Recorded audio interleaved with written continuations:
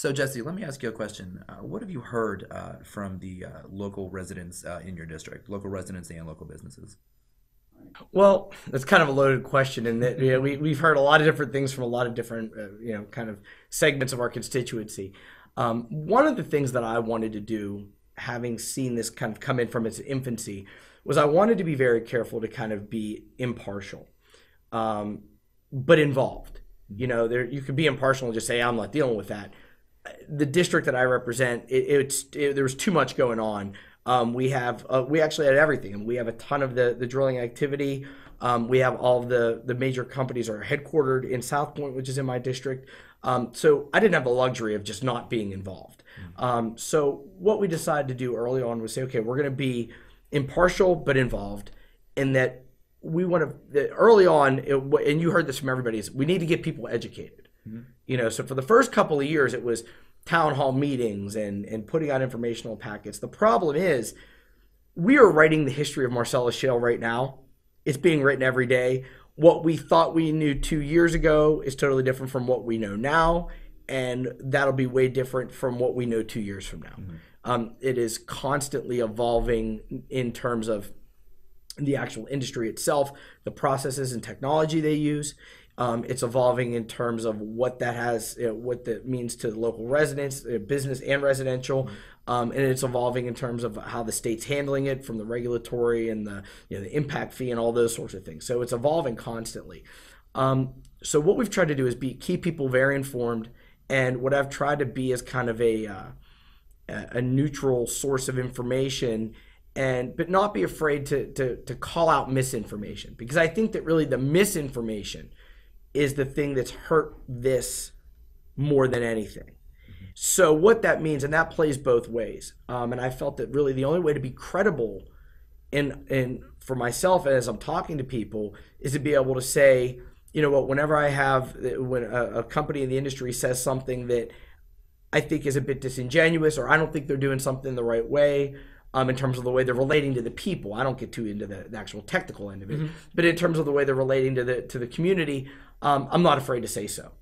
And at the same time, whenever I've got environmentalists or people that have a very determined viewpoint that may not be totally based in fact, you've got to be able to call them out too. And I'll give you a really quick example. I had a constituent last summer. He said, I want to show you what's really going on in Marcellus Shale. Okay, we get in his car, older gentleman.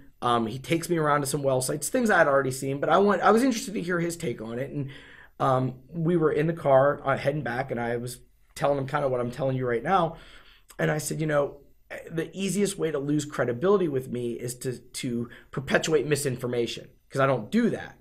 And he says, oh, I totally agree. And then he started talking about Dunkard Creek, which was the algae bloom, that it was determined by the DEP to be caused by coal, the coal industry. And I believe it was Consol actually took the responsibility for it. So there was no firm evidence linking it to Marcellus Shale. All the evidence pointed to the contrary. And he said, yeah, like Dunkard Creek. And I said, well, wait a minute. Dunkard Creek wasn't Marcellus Shale. Sure it was. I said, well, what do you have to back that up? He goes, oh, well, I know they're all crooked. I said, no, you just lost me. You had me, and the second you start perpetuating something that you don't know to be true, you lost me. And so I think that what I've kind of done is be able to kind of walk that middle line, and having that credibility to reach out both ways and call people out when they get a little far afield, I think has given us a lot of credibility in dealing with local governments, dealing with residents with questions, dealing with the business community. What I've told people all along is, I'm in favor of the Marcellus Shale industry. I've never proposed a moratorium or anything, so extreme, mainly because I couldn't do that with the economy being what it is and seeing the economic benefits of my constituents. My thought is, if you want to lease your land and you own it and you fully enter into a contract, that's your God-given right to do that. And I don't think it's my place to say you can't. So what we've gotten to now is a point where everybody is saying, you hear the same line over and over again. Well, we're for it basically, but we want to do it the right way.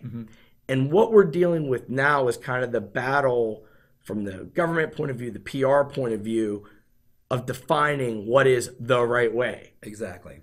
And and different now everybody has their own interpretation of what is the right way, and everybody has their best idea, right? And a lot of it's fueled by self-interest. I mean, there are certain industry players that say, oh well, the best way is for everybody to shut up and leave us alone and let us do whatever we want to do. And we're like, well, that's not really in the best interest of everyone. That might be the best for your shareholders, but you're in our backyards and we're going to be here after you leave. And that's not exactly going to work. And I think that the best analogy that we've heard is comparing this to coal. In this region, I think there's a natural, some industry players from Texas have said to me, we don't get the natural distrust that we're getting from this region. We don't get it. I said, we have to understand something. These are people that, they watch their fathers or grandfathers deal with black lung. You're only a couple generations away from people having to buy everything they needed from the company store, dealing with the coal and iron police. That's the mentality that we were brought up in, and then in the 70s, you have people working in the mills and everything, and now they had to deal with asbestos. So we're a region that has been pro-industry, but we've also seen the realities of what happens if that industry runs unchecked. And even with the best of intentions, there are going to be issues. And I think that people with the internet and the ability to be more active now and more informed are a lot more vigilant because they saw what happened to their parents and their grandparents. They go outside and they see, acid mine drainage running through the creek. And the thought is, if we could prevent that from happening again and still keep everybody employed and do well in the process, why not have it both ways? We can do it. It's not an all or nothing proposition.